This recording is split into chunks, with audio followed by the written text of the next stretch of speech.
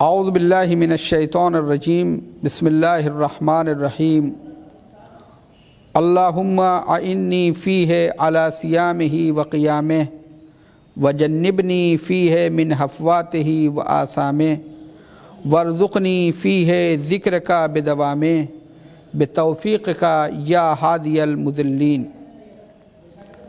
خدایا اس ماہ میں روزہ رکھنے شب زندہ داری میں میری مدد فرما، اور اس مہینے میں ہونے والے گناہوں اور لغزشوں سے مجھے دور رکھ، اور ہمیشہ اپنے ذکر کی مجھے توفیق عطا کر۔ اپنی توفیق کے واسطے سے اے گمراہوں کو ہدایت دینے والے۔ پیغمبر اسلام حضرت محمد مصطفیٰ صلی اللہ علیہ وآلہ وسلم کی تعلیم کردہ اس دعا میں پہلا نقطہ یہ ہے کہ پروردگار ہمیں روزہ اور نماز کی ادائیگی میں ہماری مدد فرما۔ روزہ ظاہراً عمل نہیں بلکہ ترک عمل کا نام ہے۔ روزے میں انسان کو کوئی عمل نہیں کرنا ہے، بلکہ روزے میں ترک عمل ہے، انسان کو اعمال کو ترک کرنا ہے۔ آپ روزے کے اعمال کو اٹھا کے دیکھیے کہ اس میں مثلا نماز ہے تو نماز کے لیے نیت کرنی ہوگی، تو نماز کے لیے مثلا قیام نیت ہے، تکبیرۃ الاحرام ہے، قیام ہے، رکوع ہے، سجود ہے، ذکر ہے، موالات ہے، یہ تمام کے تمام جو ارکان نماز اور واجبات نماز ہیں ان کی رعایت کرنی ہوگی، یہ عمل ہے۔ حج کے اندر بھی عمل ہے، لیکن روزہ ایک ایسی عبادت ہے جس میں عمل نہیں بلکہ ترک عمل ہے۔ لیکن یہ ترک عمل تو ہے، لیکن اس کی علت کیا ہے؟ یہ روزہ کیا ہے؟ روزے کو اللہ نے کیوں رکھا ہے؟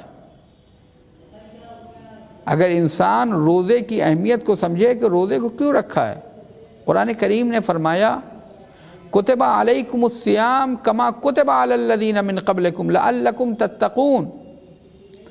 اے لوگوں، تم پر روزے کو فرض کیا گیا ہے جیسے تمہاری سے پہلی امتوں پہ فرض کیا گیا تھا، تاکہ تمہارے اندر تقوی پیدا ہو جائے، تاکہ تمہارے اندر تقوی پیدا ہو جائے۔ یہ تقوی کیا ہے؟ قرآن کریم میں ارشاد ہو رہا ہے یا ایھا الناس انا خلقناکم من ذکر وانثی وجعلناکم شعوبا وقبائل لتعارفوا ان اکرمکم عند اللہ اتقاکم۔ اے لوگوں، ہم نے تمہیں مرد اور عورت میں خلق کیا ہے، تم یا مرد ہو یا عورت ہو۔ اے لوگوں، میں نے تمہیں مختلف شعبوں اور قبیلوں میں قرار دیا ہے، کوئی گورا ہے، کوئی کالا ہے، کوئی ہندوستان کا ہے، کوئی ہندوستان کے باہر کا ہے، کوئی مغرب کا ہے، کوئی مشرق کا ہے، کوئی ایشیا کا ہے، کوئی یورپ کا ہے۔ یہ تمام کے تمام چیزیں کیا؟ لتعارفوا، تاکہ تم پہچانے جاؤ۔ گورا ہونا فضیلت نہیں ہے، کالا ہونا فضیلت نہیں ہے، یورپ کا ہونا فضیلت نہیں ہے، ایشیا کا ہونا فضیلت نہیں ہے، عرب کا ہونا فضیلت نہیں ہے، عجم کا ہونا فضیلت نہیں ہے۔ یہ سب صرف تعارف کا ذریعہ ہے، انسان کی پہچان ہے، انسان کی پہچان ہے۔ قرآن کریم نے کیا کہا؟ پھر کرامت و فضیلت کس میں ہے؟ فرمایا، ارشاد ہو رہا ہے ان اکرمکم عند اللہ اتقاکم۔ کرامت و فضیلت والا وہی ہے جس کے اندر تقوی ہے، یعنی تقوی معیار کرامت و فضیلت ہے۔ اللہ نے ماہ رمضان میں روزے کو فرض کیا، روزہ اس لیے تاکہ تقوی پیدا ہو۔ مطلب یہ ہوا کہ جو انسان روزہ رکھے گا وہ کرامت والا ہوگا، وہی انسان فضیلت والا ہوگا۔ یعنی روزہ رکھ کر انسان کے اندر کرامت و فضیلت حاصل ہوتی ہے۔ لہذا روزے میں ایک چیز اور اہم ہے کہ روزہ انسان کو صبر کی دعوت دیتا ہے۔ روزہ انسان کو صبر و استقامت کی دعوت دیتا ہے۔ انسان کو بتا دے، انسان کے سامنے کھانا ہوتا ہے نہیں کھاتا ہے، انسان کو پیاس لگی ہوتی ہے پانی ہوتا ہے نہیں پیتا ہے، یا وہ تمام کے تمام چیزیں جن سے روزہ باطل ہوتا ہے انسان کے سامنے ہوتا ہے، انسان اس سے پرہیز کرتا ہے۔ یہ انسان کے اندر صبر و استقامت ہے۔ یہی صبر و استقامت کیا ہے کہ یعنی اللہ کے اوپر ایمان ہے. اللہ نے کہا ہے کہ روزہ رکھنا ہے تو ان سب تمام کے تمام چیزوں تو حکم پروردگار ہے، ان چیزوں سے رکنا ہے تو وہ رک جائے گا. لاکھ کھانا رکھا اور لاکھ پانی رہے لیکن انسان کھانے پینے کی طرف نہیں جاتا ہے. قرآن کریم نے کہا الذین قالوا ربنا اللہ ثم استقاموا تتنزل علیہم الملائکہ، یعنی وہ لوگ جو کہتے ہیں کہ اللہ ہمارا پروردگار ہے اور اس کے اوپر قائم رہتے ہیں، ثابت قدم رہتے ہیں، تو ان کے اوپر ملائکہ نازل ہوتے ہیں اور کہتے ہیں ڈرو نہیں، خوف نہ کرو، غم نہ کرو، تمہیں بشارت ہو اس جنت کی کہ جس کا تم سے وعدہ کیا گیا ہے. اب اس کے حوالے سے اگر انسان غور کرے کہ یہ روزہ جو انسان کو صبر اور استقامت کی دعوت دے رہا ہے، یعنی یہ روزہ جہاں انسان کی کرامت و عزت کا سبب ہے، وہیں یہ روزہ انسان کو جنت کی بشارت بھی دیتا ہے.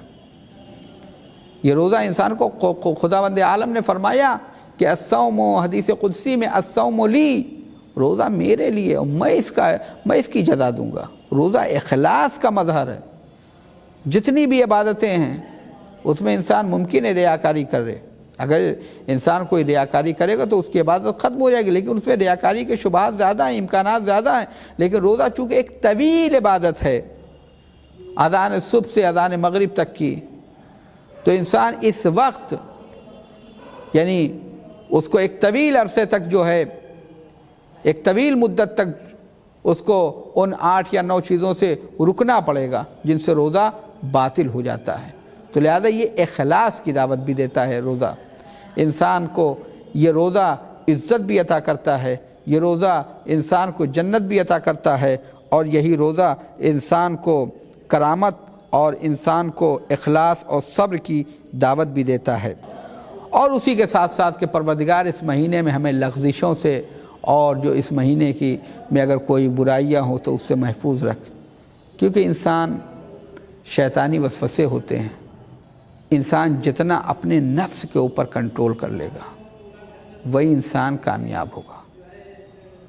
اشجع الناس من غلب ہوا، سب سے زیادہ شجاع کون ہے؟ جو اپنے نفس پر غالب آ جائے. جو اپنے نفس پر غالب آ جائے وہ زیادہ. حضرت عباس علیہ السلام شجاع تھے، بہادر تھے. کیوں بہادر تھے؟ کیونکہ حضرت عباس وہی کرتے تھے جو اللہ، رسول اور امام معصوم کا، ان کے امام زمان یعنی امام حسین علیہ السلام کا حکم تھا، اس پہ عمل کرتے تھے. ان کی اپنی نہ کوئی خواہش تھی، نہ ان کی اپنی کوئی بات تھی، بلکہ وہ وہی کہتے تھے جو امام حسین علیہ السلام چاہتے تھے. بلکہ ان کے اعمال میں ان کی حرکت و سکنات بھی امام حسین علیہ السلام کی اطاعت میں تھی. وہ سوچتے بھی تھے تو وہی سوچتے تھے جو امام حسین علیہ السلام چاہتے ہیں. لہذا ان کو اللہ نے عبد صالح اور باب الحوائج کا لقب دیا. لہذا ماہ مبارک رمضان میں انسان کو اللہ کی اطاعت، اور ایک آخری چیز جو اس دعا میں ہمیں ملتی ہے کہ یا ہادی المضلین، اے گمراہوں کو ہدایت کرنے والے.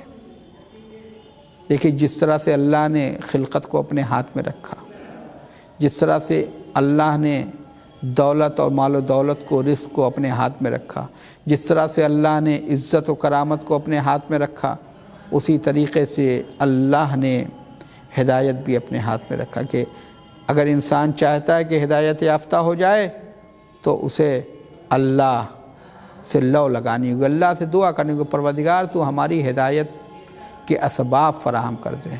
کیونکہ اگر اللہ کسی کی ہدایت کے اسباب فراہم نہیں کرے گا، اگر اللہ کسی کی ہدایت کے لیے اسباب مہیا نہیں کرے گا تو وہ نہیں ہو سکتا. کیونکہ اللہ نے فرمایا، قرآن کریم میں اللہ تبارک و تعالیٰ نے کہہ دیا کہ ہم ظالموں کو ہدایت نہیں کریں گے، کیونکہ ظالم اللہ کا نافرمان ہوتا ہے، ظالم ظلم کرتا ہے. لہذا بارگاہ معبود میں دعا ہے کہ پروردگار ہمیں اس ماہ مبارک رمضان میں روزے کی توفیق عطا فرمائے، حقیقی روزہ داروں والے روزے کی توفیق عطا فرمائے، عبادتوں کی توفیق عطا فرمائے، گناہوں سے دور رہنے کی توفیق عطا فرمائے، اور اے میرے معبود تو ہماری ہدایت فرما۔ والسلام علیکم ورحمۃ اللہ وبرکاتہ۔